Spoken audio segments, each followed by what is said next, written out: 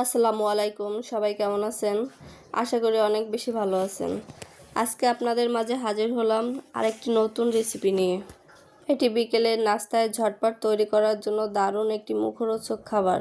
এটি বাহিরে মুচমুচে আর ভিতরে ব্রেডে ভরপুর, একেবারেই লোভনীয় একটি মজাদার স্ন্যাক্স। চা কিংবা কফির সঙ্গে খেতে অসাধারণ, বিশেষ করে বাচ্চা থেকে বুড়ো সবার খুব পছন্দের। চলুন দেখে আসি আজকের রেসিপি। আমি চুলায় বসিয়ে দিলাম একটা ফ্রাই প্যান। তো এখানে আমি তেল দিয়ে ভালো করে তেল গরম হওয়ার পরে দিয়ে দিলাম পেঁয়াজ কুচি দিয়ে ভালো করে নেড়ে চেড়ে দিয়ে দিলাম কাঁচামরিচ দিয়ে নেড়ে চেড়ে দিয়ে দিলাম এখানে ধনিয়ার গুঁড়ো, দিয়ে দিলাম কালো জিরা, এখানে দিয়ে দিলাম লাল মরিচের গুঁড়ো। এগুলো দিয়ে আমি ভালো করে একটু নেড়ে চেড়ে নেব। নেড়ে চেড়ে দিয়ে দিলাম লবণ এখানে পরিমাণ মতো। এটা আমি নেড়ে চেড়ে মিশিয়ে দিয়ে 1 কাপ আলু ম্যাশ করা নিয়ে নিলাম। নিয়ে আমি এটাকে ভালো করে মশলার সঙ্গে মিশিয়ে নেব। এই পর্যায়ে এসে দিয়ে দিলাম হলুদের গুঁড়ো, ধনিয়া পাতা কুচি। এটাকে দিয়ে আমি আবারও ভালো করে মশলার সঙ্গে মিশিয়ে নেব। এটাকে আমি সময় নিয়ে একটু ভাজা ভাজা করে নেব, যতক্ষণ পর্যন্ত আলুর এক্সট্রা যে পানি, ওই পানিটা বা ভিজা ভিজা ভাবটা যতক্ষণ না যায়, আমি এতক্ষণ পর্যন্ত এটাকে ভেজে নেব। আমার এটা হয়ে গেছে। এই পর্যায়ে এসে আমি এটাকে নামিয়ে নেব। এখানে আমি ব্রেডটাকে কোট করার জন্য একটা ব্যাটার বানিয়ে নেব।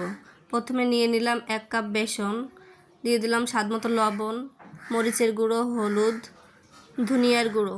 এগুলো দিয়ে আমি ভালো করে এটাকে মিশিয়ে নেব। তা মেশানো হয়ে গেলে অল্প অল্প পানি দিয়ে এটাকে আমি একটা ব্যাটার বানিয়ে নেব। এখানে আমি অল্প অল্প পানি দিচ্ছি আর মিশিয়ে নিচ্ছি। এই ব্যাটারটাকে যত আপনি সময় নিয়ে ফেটে নেবেন তত বেশি ভালো ফুলবে। এটাতে আমি অল্প অল্প পানি দেবো আর ভালো করে মিশিয়ে নেব। আমরা বেগুনি বানাই যে ব্যাটার দিয়ে, তার থেকে একটু ভারী হবে এই ব্যাটার। আমার এটা হয়ে গেছে। এটাকে আমি সাইডে রেখে দিয়ে আমি একটা চাটনি বানিয়ে নেব। এখানে আমি নিয়ে নিলাম ধনিয়া পাতা, চীনাবাদাম, 4-5 কোয়া রসুন আর কাঁচা ঝাল দিয়ে এটাকে আমি ব্লেন্ডারে ব্লেন্ড করে নিয়ে এসেছি। এটাকে এমন ঘনত্বই রাখতে হবে, এর থেকে বেশি পাতলা করা যাবে না। তো এটাকে আমি সাইডে রেখে দিলাম, দিয়ে আমি ব্রেডের প্রিপারেশনটা করে নিই। আমি এখানে 3 পিস ব্রেড নিয়ে নিলাম। তো এখন যে চাটনিটা বানিয়ে রেখেছিলাম আমি ওইগুলো উপরে দিয়ে দিচ্ছি।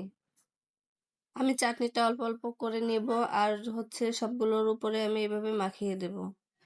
এই চাটনিটা অনেক মজা হয়েছিল। যারা আমার মতো ধনিয়া পাতা অনেক পছন্দ করেন তাদের কাছে আরো বেশি পছন্দের হবে।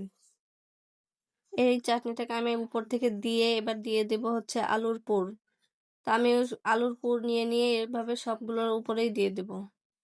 এখানে আলুর পুরটা একটু বেশি করে দেবেন, তাহলে খেতেও অনেক বেশি মজা হবে। এখন আমি এখানে দিয়ে দিলাম পনির। তা আমি এখানে পাতলা পাতলা করে পিস করে পনিরগুলো দিয়ে দিচ্ছি। আপনারা চাইলে এর থেকে একটু মোটা বা পাতলা করে নিতে পারেন। অন্য ব্রেডেও আমি একইভাবে চাটনি মাখিয়ে এখানে আমি দিয়ে দিলাম। আমি প্রত্যেকটা ব্রেড এইভাবে করে মাঝখান থেকে কেটে নেব।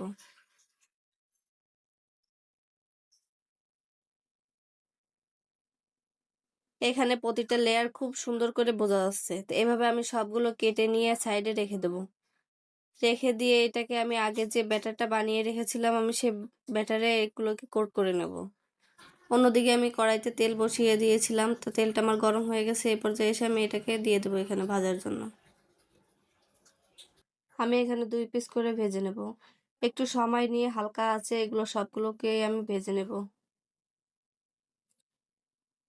আমার এক সাইড হয়ে গেছে, এখন আমি এটাকে উল্টিয়ে দেব।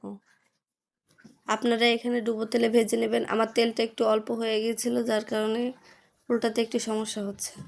তা আপনারা একটু বেশি করে তেল দিয়ে এখানে এগুলোকে ভেজে নেবেন। আমার কালার প্রায় চলে এসেছে, আমি এখন এগুলোকে উঠিয়ে নেব।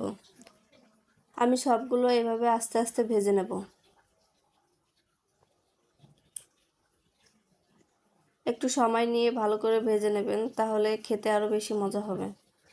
আমার এগুলো সব ভাজা শেষ। এখন আমি এগুলো আপনাদের পরিবেশন করে দেখাচ্ছি।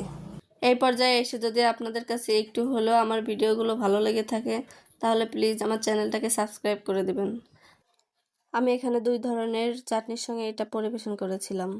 তা খেতে মাশাআল্লাহ অনেক মজা হয়েছিল। আপনারা সবাই একবার হলেও বাসায় বানিয়ে খেয়ে দেখবেন। তো সবাই ভালো থাকেন, সুস্থ থাকেন। আল্লাহ হাফেজ।